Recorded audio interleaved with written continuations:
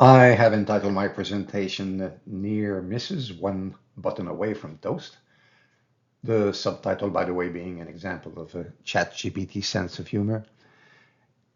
It is a presentation that was developed as part of a study group on the risk of nuclear war organized within the McGill community for lifelong learning.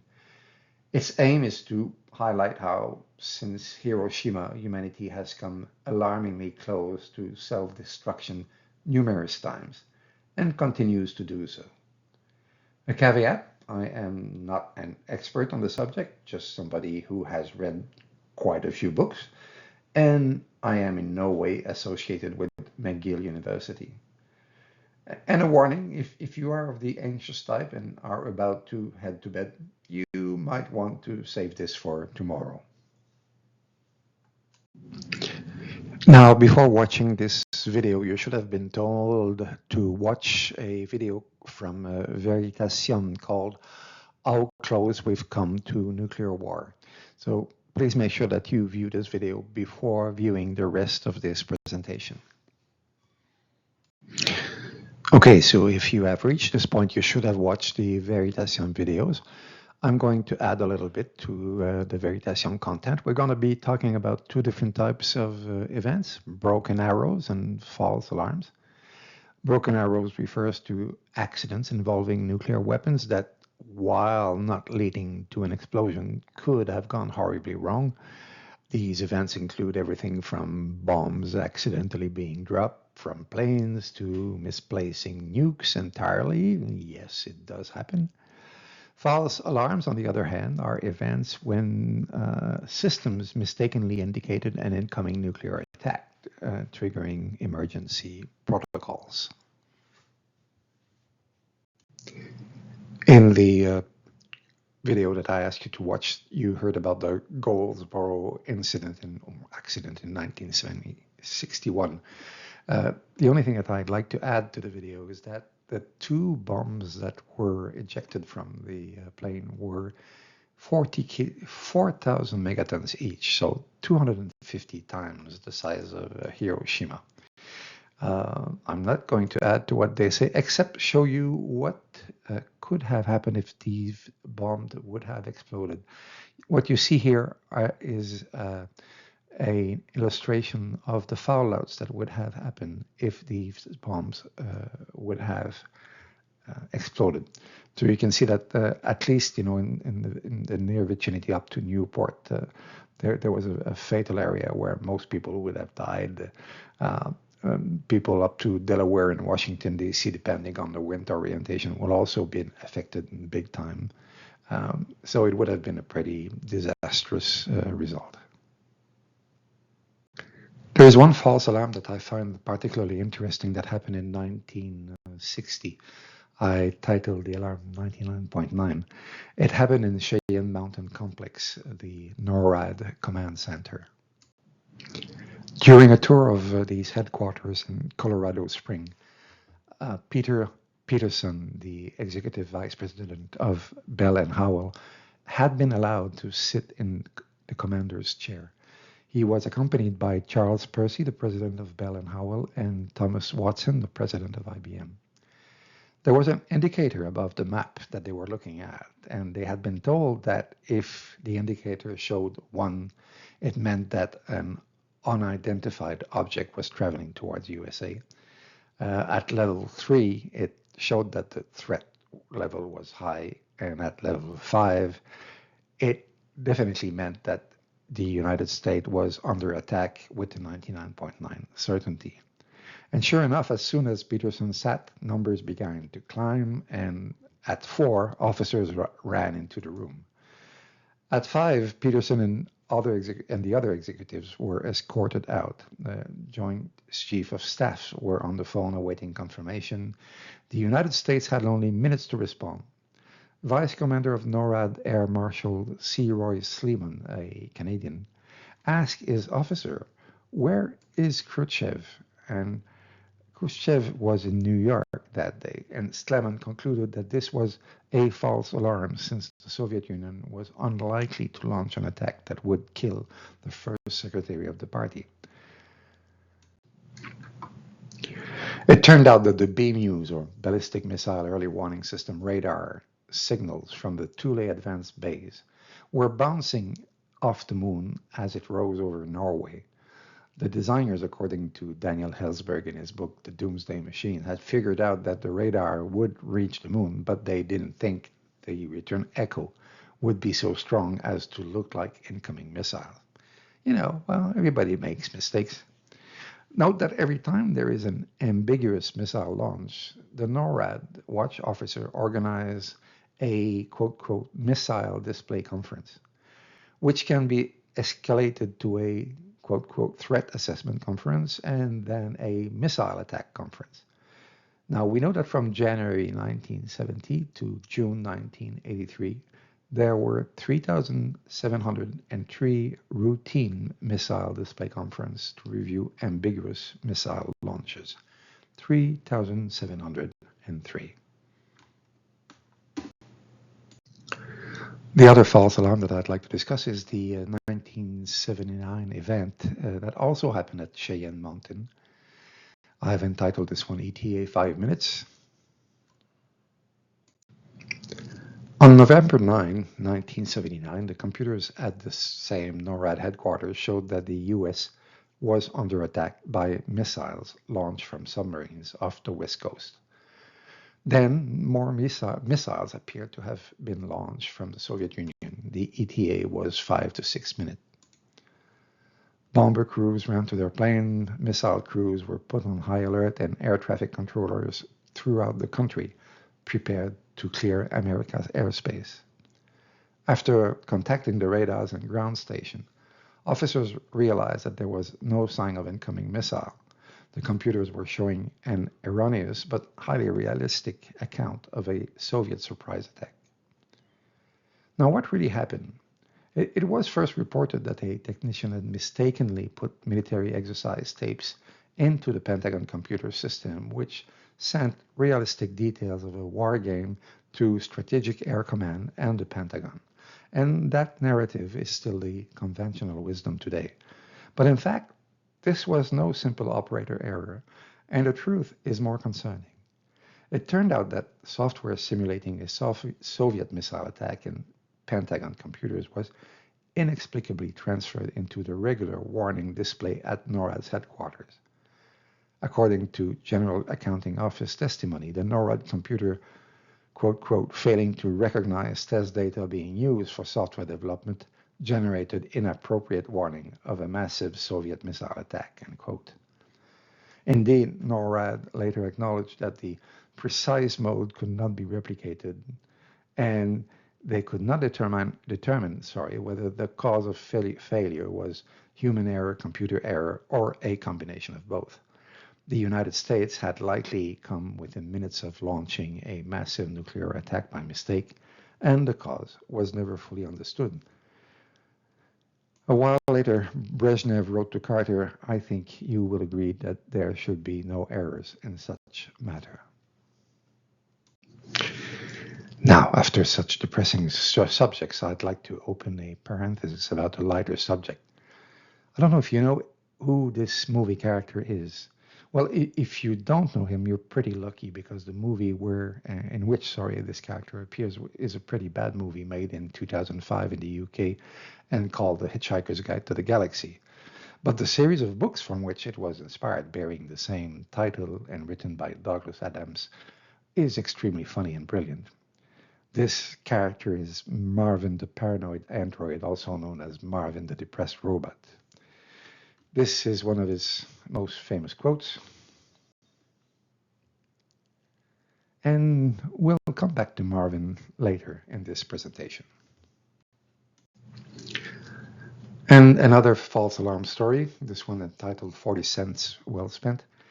This one started at 2:30 a.m. on June 3, 1980, when the National Security Advisor received a phone call from a military assistant named William Oden. Now, it turns out that the National Security Advisor in question was Zbigniew Brzezinski. The news were not very good. The Soviet submarines had launched 220 missiles against the U.S. Now, the Soviet Union had recently invaded Afghanistan, which made the attack more plausible. Brzezinski told Odom he would wait for a call to confirm the Soviet launch and the intended targets before calling the president. He was convinced that the United States should launch a retaliatory strike and told Odom to confirm that Strategic Air Command was launching its nuclear-armed bombers. When Odom called back, things had gotten worse. It was now reported that the Soviet had launched 2,200 missiles, an all-out attack. The United States would be utterly destroyed no matter what Brzezinski did, so he decided not to awaken his wife, thinking that everyone would be dead in half an hour.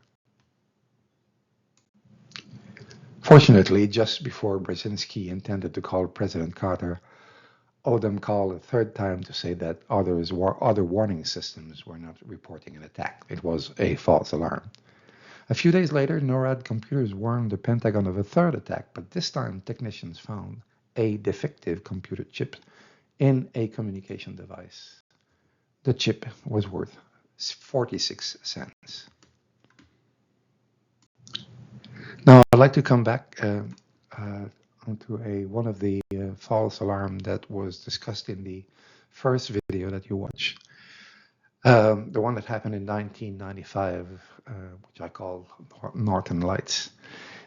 This is a Black Brant 12 four-stage sounding rocket. It's a research suborbital rocket carrying scientific instruments. On January 25, 1995, a rocket was launched.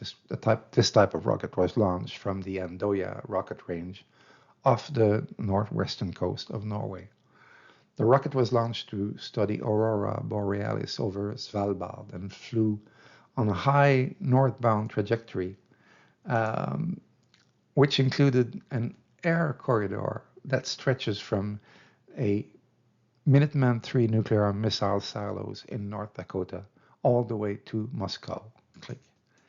So it quickly reached an altitude of 1,500 kilometers, as do SLBM submarine launched ballistic missiles. Now, the rocket was detected by Russian radars in Murmansk, and a full alert was passed up all the way to President Boris Yeltsin. Yeltsin then opened the Chegit, which is the nuclear briefcase containing all the codes. He activated his nuclear keys, and that was the first time in the history of nuclear Cold War that such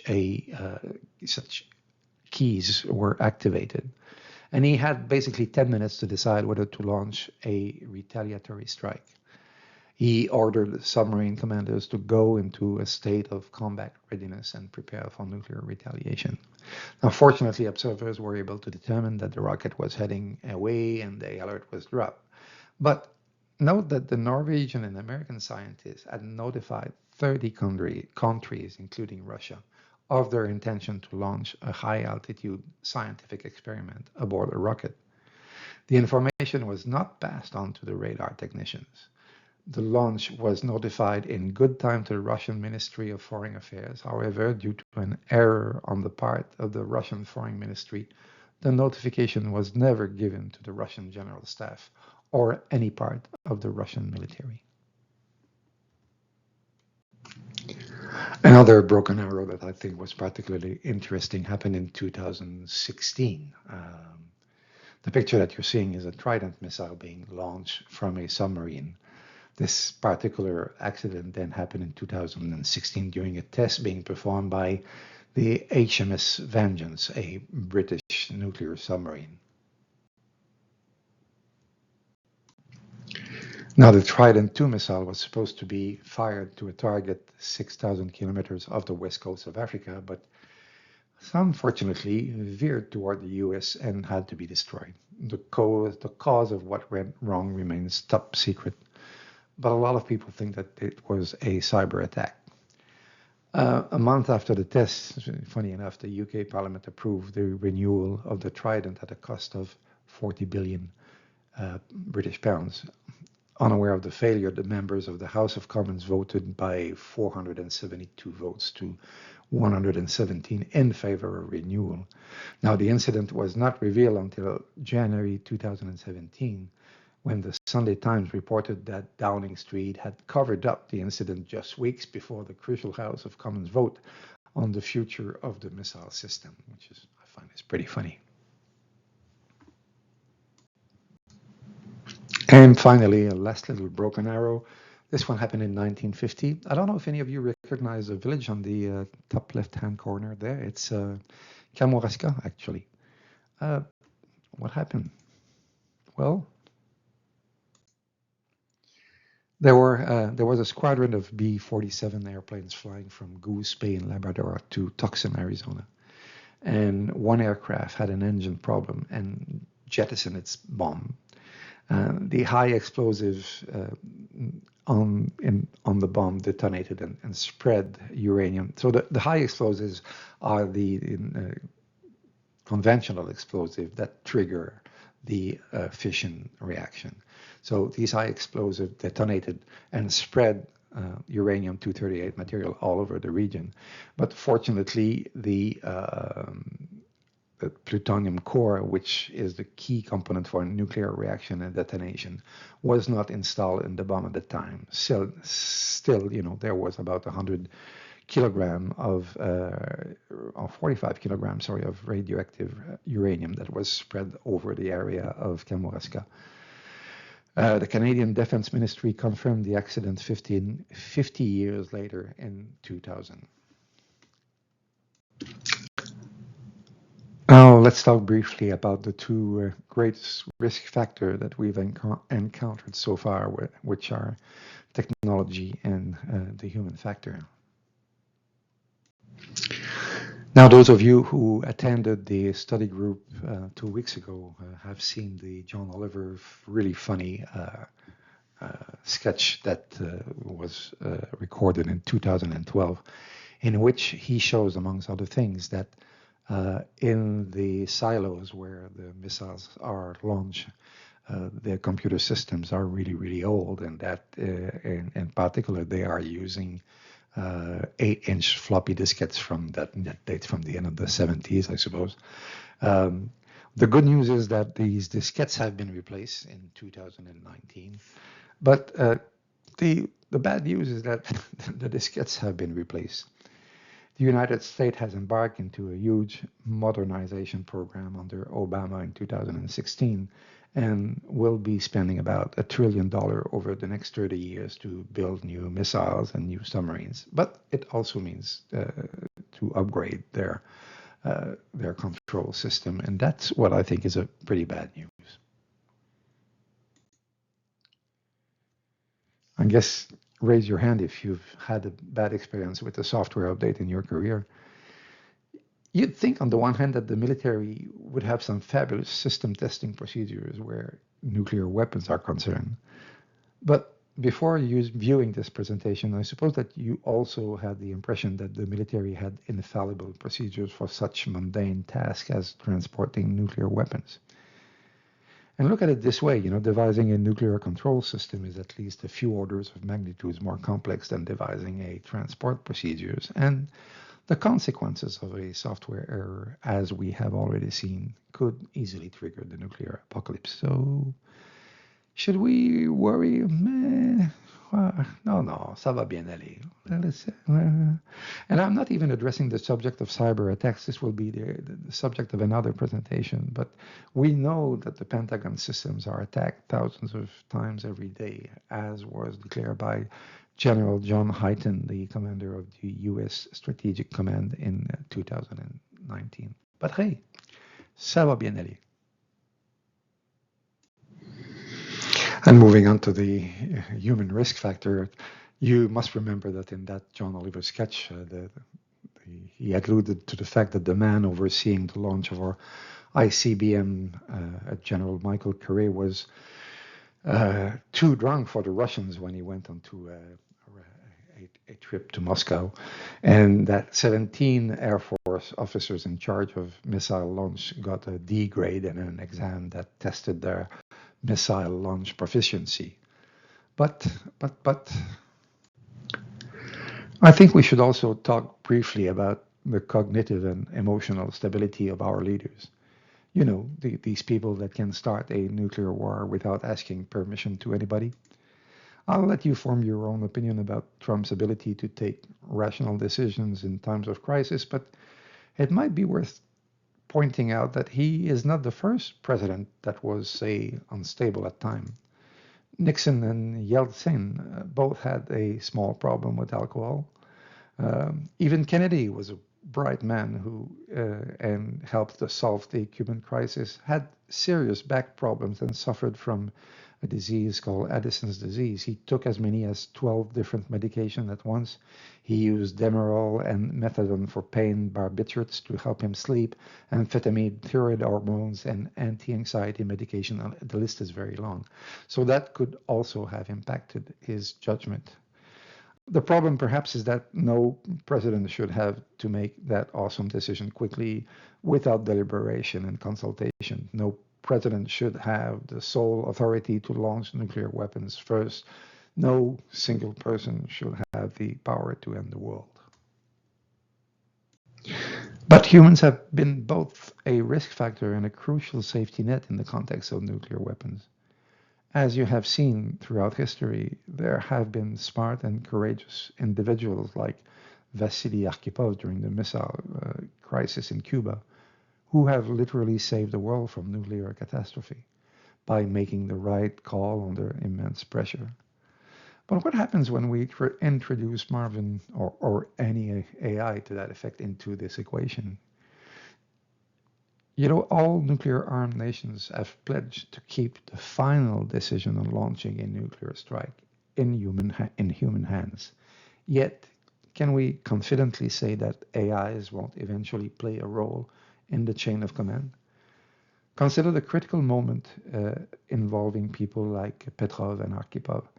The decision that prevented disaster have been made by people who were not at the top of the command chain. If Marvin the depressed robot, or any AI, of course, had been in one of these roles, would it have made the same life-saving choices?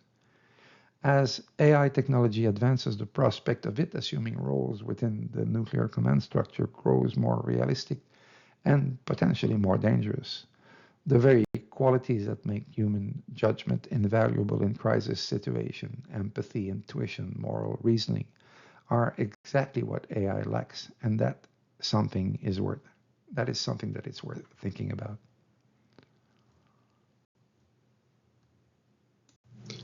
I think overall this quotation pretty summarized my opinion of the thing.